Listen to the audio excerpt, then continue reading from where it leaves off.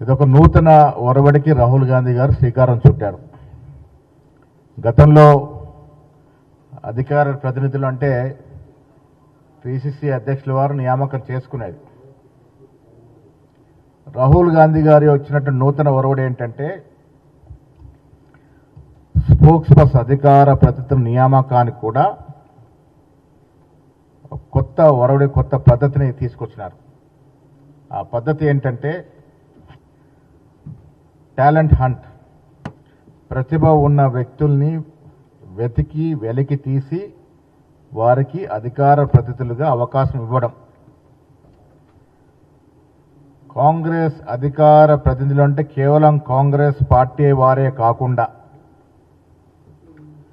జాతీయ రాజకీయాలమైన, జాతీయ దృక్పథమైన పరిపూర్ణంగా అవగాహన ఉండి రాష్ట్రంలో ఉన్నటువంటి రాజకీయ స్థితిగతుల మీద రాజకీయంగా అవగాహన ఉండి రాష్ట్రం గురించి భౌగోళికంగా రాష్ట్రంలో ఉన్నటువంటి వివిధ కోణాల మీద అవగాహన వ్యక్తుల్ని కూడా ఈ టాలెంట్ హంట్లో వెలికి తీస్తారు.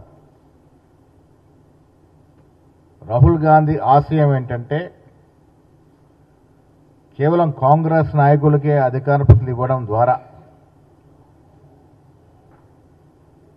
ఆ పర్పస్ పూర్తి కావట్లేదు. కాబట్టి న్యూట్రల్గా ఉండేటటువంటి లౌకిక వాదం గురించి అవగాహన ఉన్నటువంటి యువకుల్ని, మేధావుల్ని సెలెక్ట్ చేయాలంటే ఒక ఆలోచనతోనే ఈ కొత్త ఒరవడికి వారు శ్రీకారం చుట్టారు. దీనిలో బాగా మాట్లాడగలిగి ఉండి రాష్ట్రం మీద, దేశం మీద, రాష్ట్ర దేశాల రాజకీయాల మీద అవగాహన ఉంటే వారిని అధికార ప్రతినిధులుగా ఈ టాలెంట్ హంట్ ద్వారా ఎంపిక చేసే అవకాశం ఉంది. మాట్లాడని వారు, ఈ దేశ రాష్ట్ర చరిత్ర గురించి తెలిసిన వారు, స్వాతంత్రానంతరం ఈ రాష్ట్రంలో, దేశంలో జరిగినటువంటి పరిణామాల గురించి అవగాహన ఉన్నవాళ్ళు, పార్టీలకు అతీతంగా వారు న్యూట్రల్ ఒపీనియన్ కలిగి ఉన్న వారిని కూడా రీసెర్చర్గా ఎంపిక చేయడం జరుగుతుంది. అదే మాదిరిగా రాజకీయాల మీద ఆసక్తి కలిగి ఉండి కొత్తగా రాజకీయాల్లోకి వచ్చి సమాజానికి సేవ చేయాలని ఒక దృక్పథం ఉన్న వ్యక్తులు ఈ రంగం మీద, పత్రికా రంగం మీద, పాత్రికేయ రంగం మీద,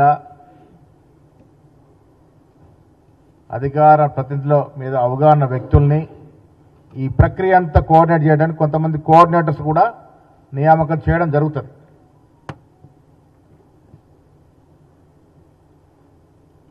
దేశం రాజకీయాల్లో చాలా మార్పులు వచ్చాయి. ఒకప్పుడు పత్రికలే సమాచార సాధన నుంచి ఇవాళ టీవీలు వచ్చాయి, ఛానల్స్ వచ్చాయి. అన్నిటికీ మించి అధునాతన ప్రపంచంలో సోషల్ మీడియా అతిపెద్ద ప్రభావం చూపే ఒక చాప్టర్గా అవతరిస్తున్నటువంటి సందర్భంలో యువతరానికి అపారమైన అవకాశాలు దీని ద్వారా వచ్చేటటువంటి అవకాశం ఉంది. సంకుచిత ఆలోచనల నుంచి బ్రాడర్గా ఆలోచించేటటువంటి సమాజం రావాలి. ఈ దేశాన్ని సమూలంగా అర్థం చేసుకొని విశాలమైన ఆలోచనలతో దేశ నిర్మాణంలో యువత పాల్గొనాలని ఒక ఆకాంక్ష రాహుల్ గాంధీ గారు వ్యక్తపరిచిన ఈ ధర్మిలా ఈ కార్యక్రమాన్ని ఇవాళ తెలంగాణలో లాంచ్ చేయడం జరుగుతుంది. సామా రామ్మోహన్ గారు మీడియా ఇన్ఛార్జిగా ఉన్నారు. వారి కోఆర్డినేట్ చేయడానికి సరల్ పటేల్ గారు గుజరాత్ రాష్ట్రానికి చెందినటువంటి ఏఐసి నాయకులు దీన్ని కోఆర్డినేట్ చేయడానికి వచ్చినారు. దీని పరిపూర్ణ అర్థం ఏంటంటే పారదర్శకత రావాలి. ఆ కోణంలో ఈ టాలెంట్ హంట్ ఉంటుంది.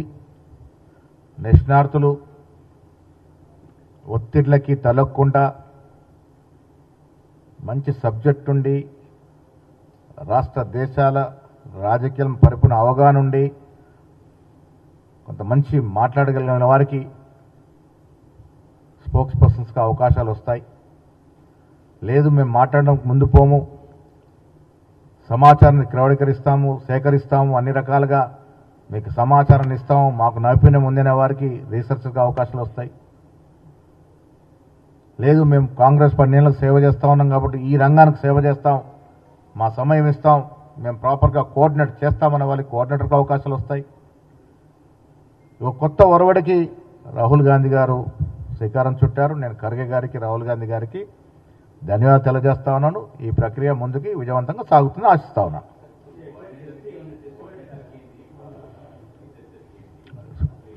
కోఆర్డినేట్ అనేవాడు ఈ పరిపూర్ణ ప్రక్రియను కోఆర్డినేట్ చేస్తారు.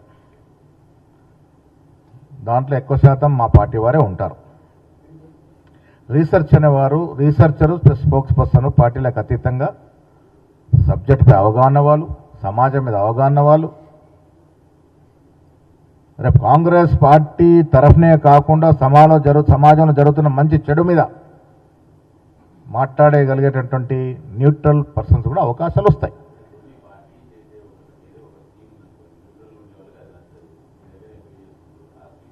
అంటే వాళ్ళు వేరే సబ్జెక్టులు మాట్లాడతారు. దీని ఇప్పుడు స్పోక్స్ పర్సన్లో 50% దాదాపుగా మా కాంగ్రెస్ వాళ్ళు కూడా సెలెక్ట్ అవుతుంది. మా కాంగ్రెస్ వాళ్ళు ఉన్నారు కదా, ఇలా నైపుణ్యం ఉండి స్పోక్స్ పర్సన్ అరగలని వెళ్ళినారు, వాళ్ళు కొంతమంది వస్తారు కదా. రెండు రకాల వ్యక్తులు వస్తాయి. దీని పరిపూర్ణంగా దీని మీద వచ్చినటువంటి గైడ్లైన్స్ అన్ని కూడా సామారామన్ గారు మీకు ఇస్తారు. వారు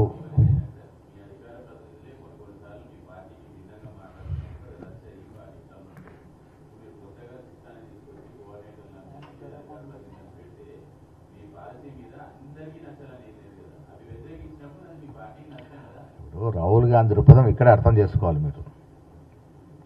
మాది, నాది అనే పదాన్ని నుంచి మనది అనే పదానికి ఒక శ్రీకారం చుట్టాడు.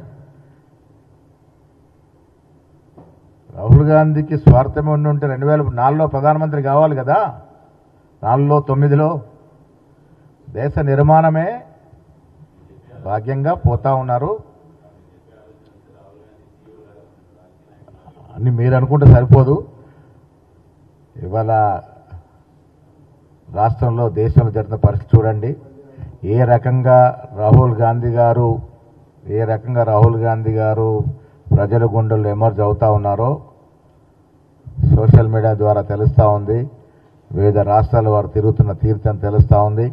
12.5 ఏళ్లుగా మోడీ గారు ఈ రాష్ట్రాన్ని, దేశాన్ని ఏ రకంగా వంచారు, ఏ రకంగా మోసం చేశారు, యువతరాన్ని ఏ రకంగా మోసం చేశారు, బీద ప్రజానికానికి బిలో పావర్టీ లైన్లో ఉన్న ప్రధాన జనానికి మోడీ గారు ఏం చేశారో మనం చూసాం.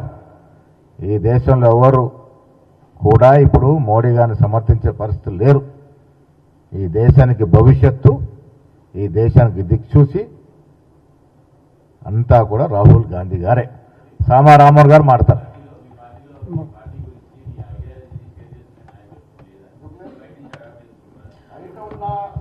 నైపుణ్యాన్ని కూడా వెలికి తీస్తాం. మీరు పొరపడుతున్నారు. దీంట్లో మా పార్టీ ఉంటుంది, మా పార్టీ ప్రతినిధులు ఉంటారు, తర్వాతే బయట వారికి అవకాశాలు వస్తాయి.